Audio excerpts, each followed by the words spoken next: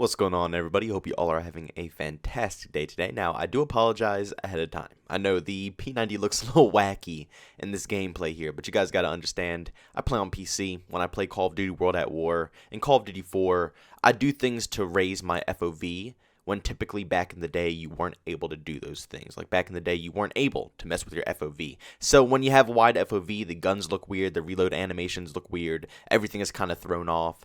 But I just prefer having wider FOV compared to very small FOV, so I just go through with, the pain of some of the animations just so I can have a better FOV. It makes the whole experience a lot better, so I do apologize that the P90 looks kind of whack in this gameplay here. But today we're going to be talking about Call of Duty Black Ops Cold War. Once again, because I have some very exciting news to talk about with you guys, and something that I am actually genuinely happy for when it comes to this title. Now, a lot of you guys know that map design, and I've said this a lot of times in the past, but map design is partially key to making a amazing Call of Duty video game. Now, don't get me wrong, there's multiple points and facts that you need to make a good Call of Duty game. Between the perks, the weapon balancing, having a good mini-map, the time to kill is a big one, but map design is one of those big, massive factors that basically connect to make a beautiful Call of Duty title. Now, in Modern Warfare, you guys know how I felt. The map design in that video game just wasn't outstanding, I guess I should say, in my personal opinion. It just wasn't anything too special that I enjoyed out of that video game. They did go with larger scaled maps, which I appreciate, because I was never really too big of a fan of the very small scaled maps. There's only one small map that I really enjoy, and that's Kill House. That's really it. Nuketown I always despised. Shipment, it's decent from time to time, but it's not the absolute best map in the world. I always enjoyed maps that gave you a little bit more variety. You can move, you can, replace yourself and think strategically around your enemies instead of, just straight away, action here, there, horrible spawns, this, that. I just couldn't stand it too much. But in Modern Warfare, yes, they did branch out. They made larger scale maps. But they weren't good maps. Just because they made maps do not mean that they're good. So I was kind of in a pickle because Modern Warfare gave us the large-scaled maps that I've been wanting, but because they were so bad, the gameplay was absolutely demolished. So it just wasn't fun. But in Call of Duty 2020, or I guess I should probably stop calling it Call of Duty 2020. I should start calling it Call of Duty Black Ops Cold War. God, such a long title. Who's going to be calling this game that? Seriously. I don't know, man. It's just the title, I guess, but it's way too long, in my personal opinion. They could have shortened it. They could have made it a little bit better. It's whatever. I'm not talking about the title in this video. But according to the leaks, the map design in Call of Duty Black Ops Cold War, they didn't say for all the maps, but for a decent portion of the maps, are going to be large-scaled 3-lane maps, including the one desert map that we've seen in the trailer over and over and over again. I'll flash it up really quick again. I think it's like a little 10-second snippet that I showed in yesterday's video when I was talking about the full trailer. But just like this desert map, there's going to be multiple other maps that are going to be large-scaled with more detail and more intense moments that you can have in these maps. And I appreciate that. Now, I know a lot of you guys are going to be like, well, JB, Modern Warfare, they made big maps and they turned out awful. What makes you think that Treyarch is going to come out with big maps and make them any better? Now, personally, in my personal opinion, like I said, I know everybody has their own opinion, but in my opinion, World at War had some of the best map design in the universe. And after World at War, you could tell after Black Ops 1, then Black Ops 2, then Black Ops 3, the maps start to shrink more and more and more. Black Ops 1 was probably my last favorite video game when it came to large-scaled maps, and they didn't even have that many, to be honest with you. It was just like a few sprinkled in there. And then Black Ops 2, I didn't really care for any of the large-scaled maps, to be honest. The small maps and the medium maps were much better. Black Ops 3, same thing. Small maps, medium maps. Black Ops 4, same thing. They were pretty much all small maps. Some of the big maps were in DLC maps, which I really enjoyed. So honestly, the large-scaled maps that they made in World at War were probably some of the best styled maps ever. And from what they're saying, these maps are going to be bigger than some of the other maps, like Aftermath from Call of Duty Black Ops 2. If some people don't remember that, I'll flash a picture up on the screen for you guys.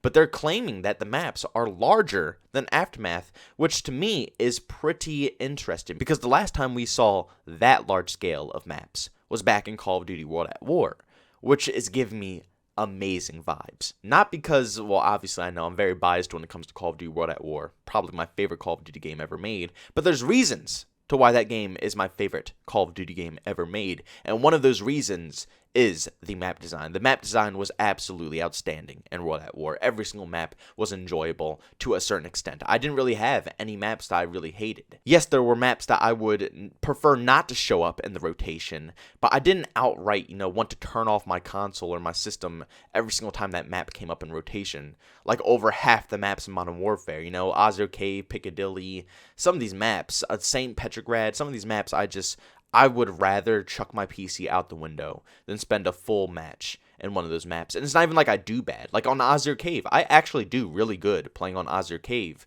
but it's just not fun to me. I just don't enjoy it. It's not an enjoyable experience. But back to what I was saying, World at War had some of by far the best large-scale maps I've ever seen. And even though some of them weren't the best and I didn't really enjoy them completely, they were still playable. That the best selection of maps straight out the box. No DLC we're talking about here. We're talking about legitimate, straight base maps out of any Call of Duty game. World at War had the best. And if they are going to take World at War as an example to design maps for Call of Duty Black Ops Cold War, and maybe a few maps from Call of Duty Black Ops 1, I really do think this game is going to be a banger. With the rumors that Dead Silence is coming back as a perk, the regular minimap is making a return, 150 health, but it's going to be tuned down a little bit, which is another pretty interesting thing that I'm going to save for another commentary here.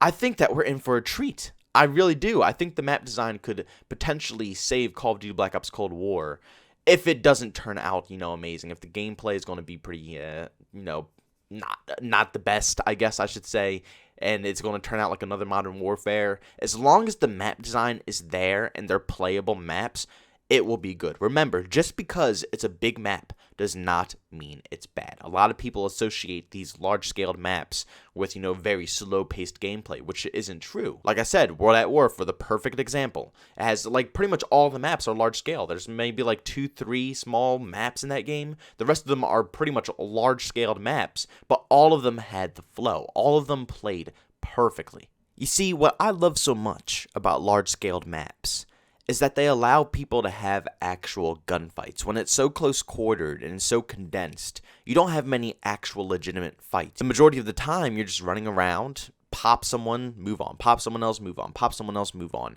With large-scale maps, it gives you time to think about certain plans and think about certain techniques and engage in gunfights, exchange fire. It gives you more moments in your gameplay compared to just instant action.